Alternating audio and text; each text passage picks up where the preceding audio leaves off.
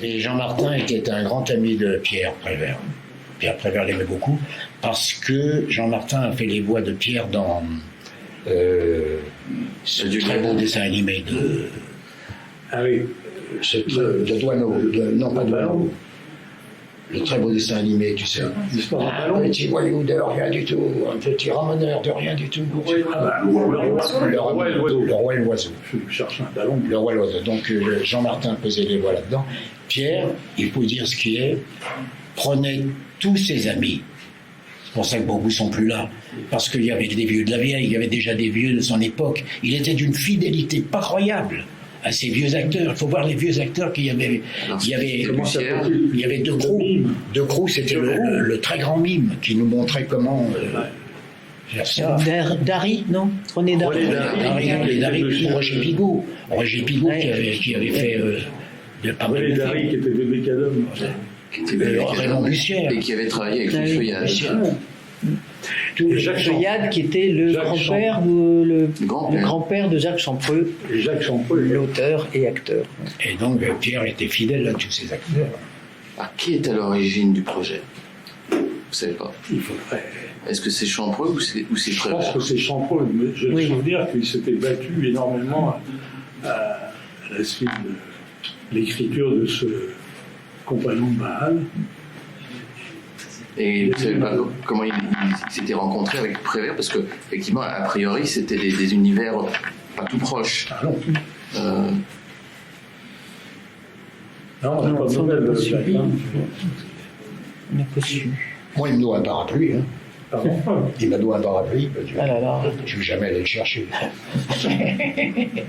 Non, il était très gentil. Jacques Champreux. Alors on était un peu perplexe parce qu'il s'était aussi battu pour jouer le rôle principal. Et on trouvait qu'il n'était pas, peut-être pas la meilleure personne au monde pour jouer ce rôle, mais bon, il était tellement content. Du coup, on ricanait un petit peu. En fait, il faut dire de ce Pierre, il a tourné cinéma. Or, c'était à une époque où à la télévision, il fallait déjà faire des économies. Et la télé ne se tournait pas du tout. Prenons un exemple, je le sais par Rabbi Jacob, à la télévision, on tournait 13 minutes sur une journée de tournage. Je crois qu'au cinéma, c'était 1 minute à 3 minutes, maximum. Je le sais parce qu'un jour, j'ai demandé à William Sivell, qui était l'ingénieur du son, pourquoi est-ce qu'à la télé, il m'a dit, si tu veux qu'on reste amis, ne me compare pas à la télévision. et donc, Pierre tournait cinéma, façon cinéma. Donc ça a coûté beaucoup d'argent, parce que ça prenait du temps. Et tout ce qui n'avait, si Pierre me l'a raconté, tout ce qui n'avait pas été demandé avant, impossible de l'avoir pendant le tournage.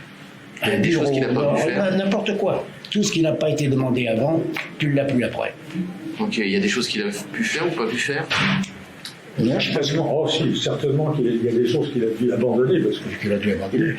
La première, il a dû abandonner sa script, que la télé a viré d'une façon honteuse, Jeanne Vita, parce qu'elle était arrivée à l'âge de 65 ans, et c'est Pierre Prévert qui a continué à la payer sur son argent à lui. Et c'est là qu'a débuté La fille de Prévert. Ah, Catherine. Ouais. Et vous avez tous été engagés, castés par Pierre Prévert? Moi, en tout cas. C'est-à-dire c'est lui qui vous a choisi? Oui, c'était pas la télé, hein, c'était lui, je crois. Non, c'est Pierre. C'est lui. Il a joint mon agent de l'époque, que je devais revenir. Moi, je sais que c'est Jeanne Vita aussi qui était venue au théâtre où je jouais et qui lui en a parlé. Moi, j'ai passé des essais. Ouais. Et moi, j'ai fait ce film sur un mensonge.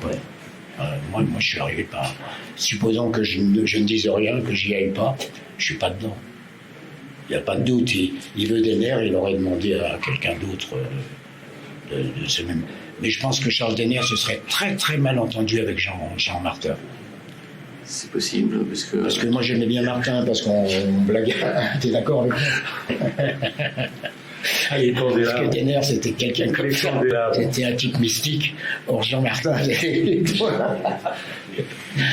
Cette espèce d'enfoiré prenait son candélabre, il le mettait devant la tête de Martin. Alors, c'était très...